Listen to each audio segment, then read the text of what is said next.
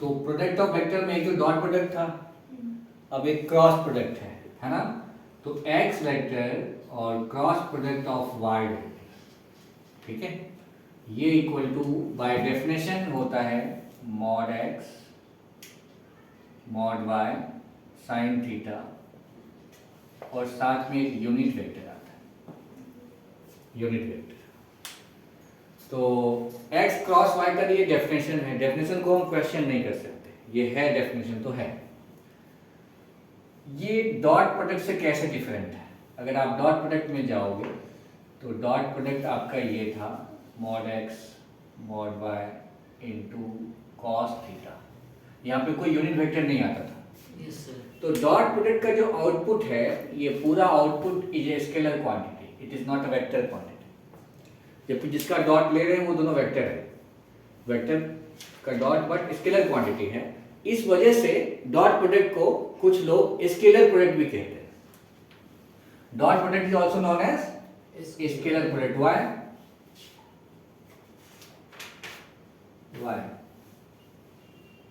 Scalar product क्यों कहते हैं इसको? क्योंकि जो डॉट प्रोडक्ट करने के बाद जो आंसर आता है वो एक स्केलर क्वांटिटी होती है, इस वजह से डॉट प्रोडक्ट का दूसरा नाम है स्केलर प्रोडक्ट, ठीक है। लेकिन वेक्टर प्रोडक्ट में क्या हो रहा है, क्रॉस प्रोडक्ट में क्या हो रहा है, x क्रॉस y हो रहा है, और ये आउटपुट क्या एक वेक्टर क्वांटिटी है, क्यों? चूंकि यहाँ पे एक यूनिट वेक्टर लग गया है। तो ये तो मैग्नीट्यूड है बट ये तो एक यूनिट वेक्टर है ना, तो ये पूरा आउटपुट क्या है, वेक्टर क्वांटिटी।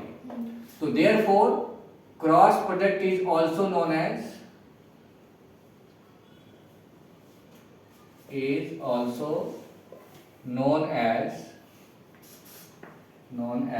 Vector product.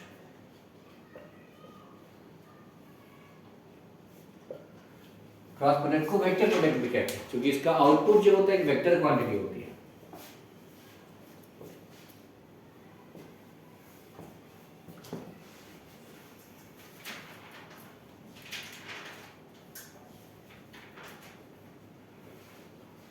तो x क्रॉस y करने से हमें एक वेक्टर मिलता है।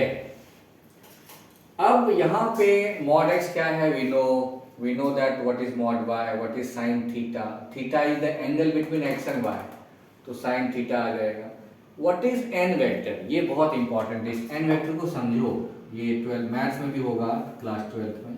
This n vector is known as normal unit vector, normal unit vector. Why it is called normal? मतलब it is perpendicular to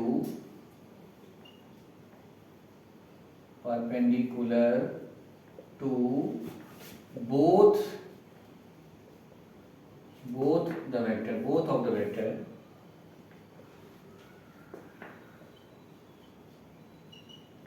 x and y, x और y दोनों वेक्टर के परपेंडिकुलर है। ये जो n यूनिट वेक्टर है ये x के भी परपेंडिकुलर है और y के भी परपेंडिकुलर है, फिक्स होता है। मतलब जिस चीज का क्रॉस प्रोडक्ट ले रहे हो उसके परपेंडिकुलर ही आपको n मिलेगा, ठीक है, राइट। तो क्रॉस प्रोडक्ट जो होता है वो एग्जिस्टिंग वेक्टर के परपेंडिकुलर होता है। इस बात को अच्छे से दिमाग में रखना चाहिए, फिजिक्स में ये चीज़ बहुत इंपॉर्टेंट होता है। मतलब अगर कोई सा दो वेक्टर है, मान लो इस दीवार में दो वेक्टर ले लिया, एक वेक्टर इधर एक वेक्टर इधर, ठीक है, ये वेक्टर मेरा x है और ये वेक्टर y है, और मुझे इनका क्रॉस प्रोडक्ट निकालना है। तो क्रॉस प्रोडक्ट करके जो वेक्टर आएगा उसकी डायरेक्शन क्या होगी, वो इस प्लेन के परपेंडिकुलर होगा, वो ऐसे होगा, ऐसे जाता होगा या अंदर जाता हुआ होगा। तो दोनों केस में वो x और y दोनों के परपेंडिकुलर है ना। x क्रॉस y जब भी करोगे तो जो वेक्टर आएगा वो इस पूरे प्लेन के ही परपेंडिकुलर हो जाएगा, तो नेचुरली वो x और y दोनों के परपेंडिकुलर हो जाएगा, है ना। तो इसके लिए रूल है कि अगर आपको ये वेक्टर है x और ये है y, तो x क्रॉस y करना है तो x पे हाथ रखिए, इसको x पे ये रखना है, ये वाला, ये x पे रखा है, इसको y की तरफ मोड़िए, मोड़ दिया y की तरफ, तो ये अंगूठा जो है ना वो n कैप का डायरेक्शन देगा। n कैप का डायरेक्शन किधर मिल रहा है, perpendicular to this, so what is x cross y? पर बोर्ड से बाहर आता हुआ है ना, perpendicular. But if you do y cross x, तो वाई पे हाथ रखो, एक्स की तरफ मोड़ो, अंगूठा क्या लेगा? अंदर की तरफ जाएगा, बट है परपेंडिकुलर ही अभी भी वो। तो y cross x and x cross y दोनों अपोजिट डायरेक्शन में है। तो x क्रॉस y और y क्रॉस x ये दोनों बराबर नहीं होते। क्यों? दो वेक्टर बराबर कब होता है? जब मैग्नीट्यूड बराबर हो, डायरेक्शन बराबर हो, तभी बराबर होता है। तो यहाँ पे क्या है? मैग्नीट्यूड तो बराबर है, डायरेक्शन बराबर नहीं। एक बाहर जा रहा है, एक अंदर जा रहा है। ठीक है, तो डॉट प्रोडक्ट में ऐसा नहीं होता, डॉट प्रोडक्ट बराबर होते हैं वो। अगर आप x डॉट y करेंगे तो y डॉट x के बराबर होता है। डॉट प्रोडक्ट कोई इशू नहीं है। इसलिए बोलते हैं कि dot product is commutative, cross product is not commutative.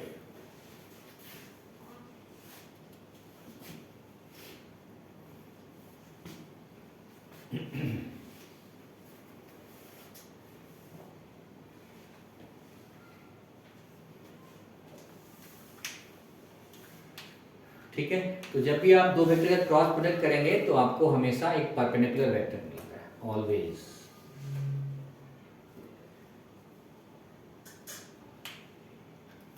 जिसको 10th में आप लोग किए होंगे, जो मैग्नेटिक फील्ड का डायरेक्शन होता है, वेलोसिटी और उसके परपेंडिकुलर हो जाता है ना।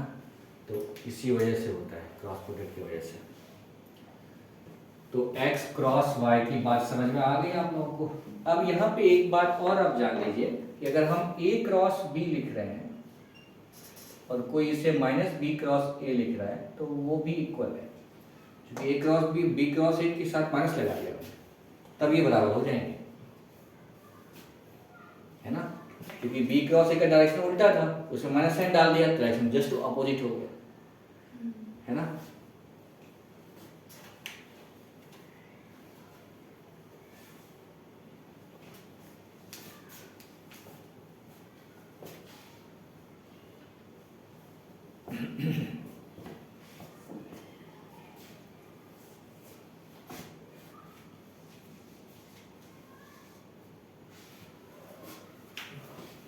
ठीक है,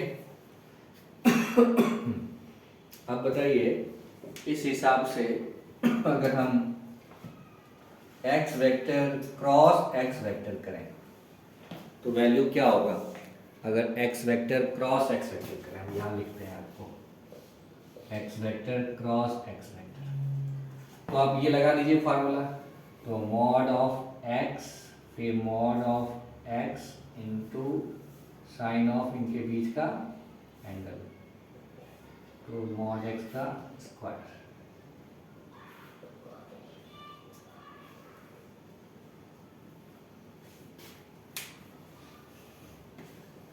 ठीक है, क्यों? क्योंकि यहाँ पे साइन 0 क्यों हुआ गौरी?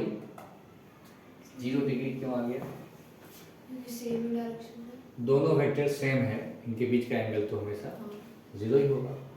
तो x क्रॉस x मॉड, अच्छा सॉरी, साइन 0 होता है ना, तो ये तो 0 कर देगा पूरे को।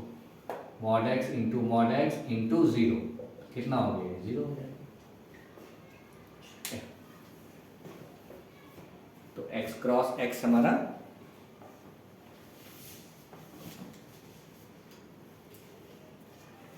जीरो हो गया। और अगर मान लीजिए मैं बोल दूं कि ए बी पैरेलल है सी डी के, ए बी वेक्टर क्या है? पैरेलल है किसके? सी डी के। तो मैं कहता हूं A B cross C D, बताओ कितना होगा? A B cross C D कितना होगा? तो आप कहोगे कि सर ये दोनों पैरेलल है, इनके बीच का एंगल 0 होगा, तो 0 एंगल का साइन 0 हो जाएगा, तो वैल्यू ही 0 हो जाएगी। क्यों?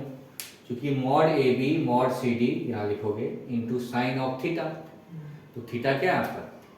इनके बीच का एंगल, इनके बीच का एंगल क्या है? 0। क्यों? क्योंकि मैंने पैरेलल बोल रखा है। दो पैरेलल वेक्टर के बीच में एंगल कितना होता है? 0। एंटी पैरेलल में 180 होता है, तो उस केस में भी साइन 180 भी 0 ही होता है। ठीक है, तो पैरेलल वेक्टर का क्रॉस प्रोडक्ट हमेशा 0 आएगा। तो A B cross C D हो गया ये।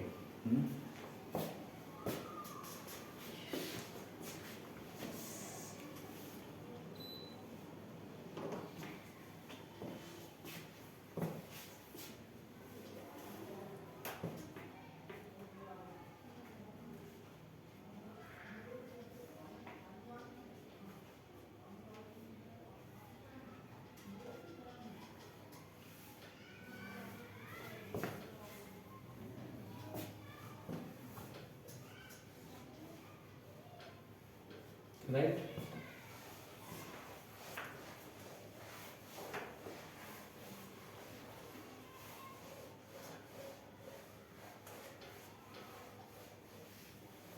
अब देखो, एक सर्कल याद रखना और इसमें आई जे और के याद रखो। ये 3 वेक्टर है, ये सारे क्या यूनिट वेक्टर है।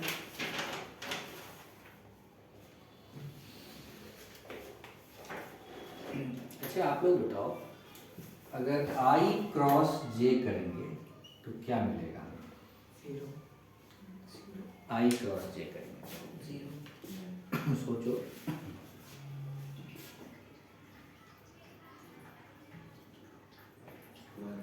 जैसे देखो, अगर तुम लोग देखो कि ये मान लो ये वाला एक्स एक्सिस है और ये वाई एक्सिस है और ये मेरा ऊपर जेड एक्सिस है, ठीक है। तो एक्स एक्सिस मतलब आई कैप है ना, और ये वाला वाई एक्सिस, तो एक्स पे हाथ रखो है ना, एक्स पे हाथ रखा, वाई की तरफ मोड़ा, तो ये जेड एक्सिस देगा है ना। तो ये ऊपर जा रहा है, तो ऊपर जाना क्या हो, पॉजिटिव जेड एक्सिस। तो एक्स क्रॉस आई क्रॉस जे करने से क्या मिल रहा है? के मिल रहा है। क्यों मिल रहा है? अगर आप लगा दो आई जे साइन ऑफ 90 इंटू एक यूनिट वेक्टर, तो इसकी वैल्यू तो 1 है, इसकी वैल्यू भी 1 है, साइन 90 क्या है 1 है। ये वेक्टर कैसे ढूंढोगे? ये यूनिट वेक्टर आई और जे के परपेंडिकुलर है। तो अगर आई मेरा ये एक्स एक्सिस है, ये वाई एक्सिस है, आई पे हाथ रख के जे की तरफ मोड़ रहा हूं मैं, जे मेरा इधर ही है ना, इधर साइड जे की तरफ मोड़ रहा हूं, तो ये अंगूठा मेरा जेड एक्सिस देगा। तो ये जो जेड एक्सिस होगा ये वाला, ये एक्स और वाई दोनों के परपेंडिकुलर है।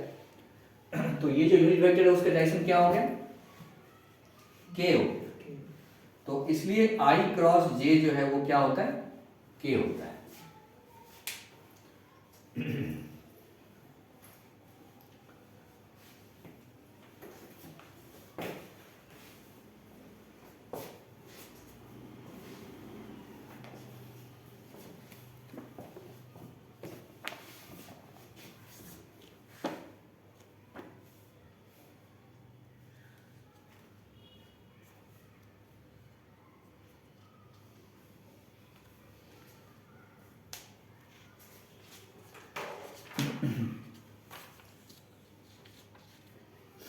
समझ आ गया?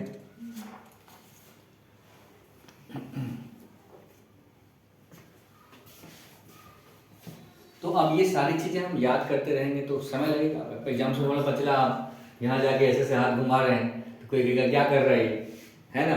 तो हमें इसको याद करना पड़ता है, राइट। तो याद कैसे करते हैं कि हम लोग ऐसे करके घूमे अगर, तो अगला वाला कोई मिलेगा प्लस साइन के साथ लिखना है, आई क्रॉस जे के लिखना है, एंड के क्रॉस आई जे, और जे क्रॉस के आई लिख देंगे आराम से।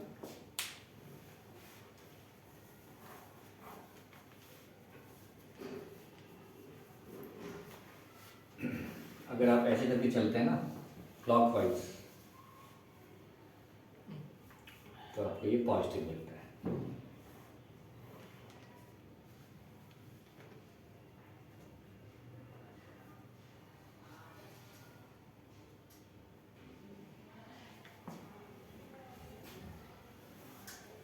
ठीक है, तो ये याद कर लो, ये सारी चीज याद होगी आप लोगों को। अब हम लोग देखेंगे कि क्रॉस प्रोडक्ट हम निकालेंगे, ठीक है ना। अब सही है। अब हम लोग देखेंगे कि क्रॉस प्रोडक्ट निकालते कैसे हैं। अगर इस तरह से वेक्टर दिया हुआ है तो x दिया है आपको a1 i cap, b1 j cap और c1 k कैप, और y दिया हुआ है a2 i cap, b2 j cap और c2 k कैप। तो x क्रॉस y, यहाँ पे हम और डाल देते हैं आई जे के और A1 B1 C1 A2 B2 C2, ठीक है। तो अब इसको पहले तो अगर आपको x क्रॉस y निकालना है, ये दोनों आपको गिवन होगा, आपको क्या करना है, दो डंडे खींचना है और यहाँ पे आई जे के ऊपर लिखना है, फिर इधर यहाँ पे वो लिखना है जो पहले आ रहा है, x क्रॉस y में ये पहले आ रहा है तो पहले आएगा, और y बाद में आ रहा है तो y की कोएफिशिएंट बाद में आएगा। इसके बाद इसको सॉल्व करना हमें आना चाहिए। कैसे सॉल्व करेंगे हम लोग, देखो इसको सॉल्व करने का तरीका, आप i लिख दो, जब इसको इसे बोलते हैं डिटर्मिनेंट, क्या बोलते हैं, डिटर्मिनेंट, ये सब 12th क्लास में है मैथ में, डिटर्मिनेंट है ये प्लस माइनस प्लस लेते हैं आप, ये साइन कन्वेंशन डिटर्मिनेंट का, यहाँ प्लस लेंगे, आई रख लिया आपने। अब आई जिस रो जिस कॉलम में है, रो ये होता है ये वाला, कॉलम वर्टिकल होता है, तो जिस रो जिस कॉलम से हाइड कर दीजिए, जो बचा उसका डिटर्मिनेंट निकाल दीजिए, ये इंटू ये माइनस ये इंटू ये, तो B1 C2 minus C1 B2, ठीक है, ये समझ में आया।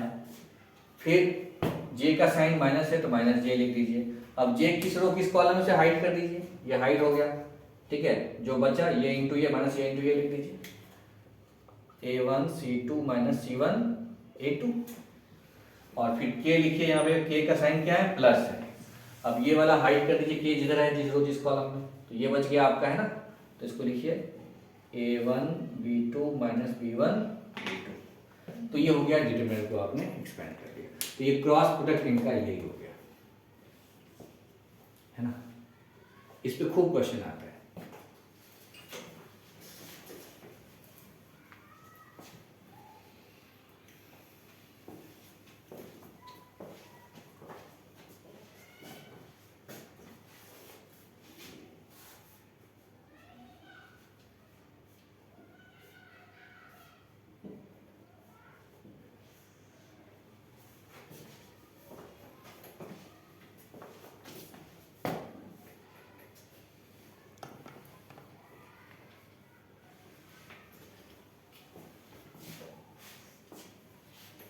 डिटर्मिनेंट पूरे उसको कहते हैं।